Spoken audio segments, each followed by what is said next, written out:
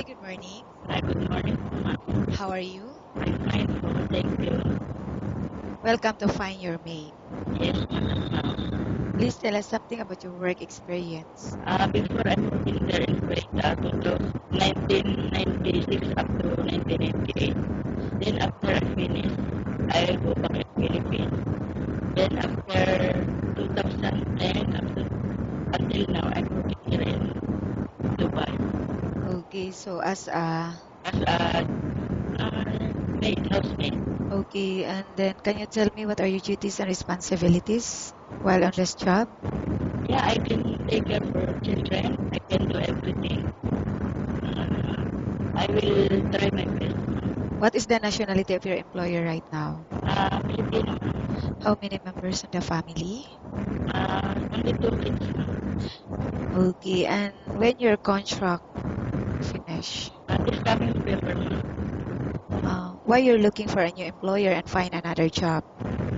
Because no, I want to increase my salary. How much salary are you looking for? 1.5 above I want. Okay, and are you married or single? I'm married now. Do you have any kids?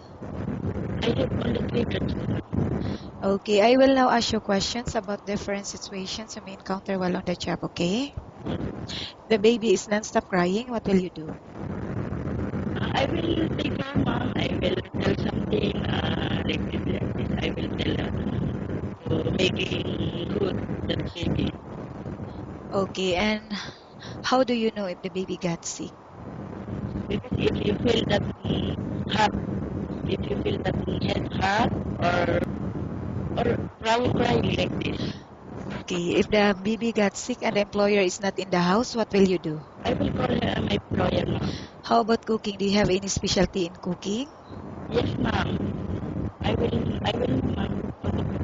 Like, Like tea, like fried fish, like rice, everything, madam. I okay. know. How about cleaning the house? Which area do you usually start working in?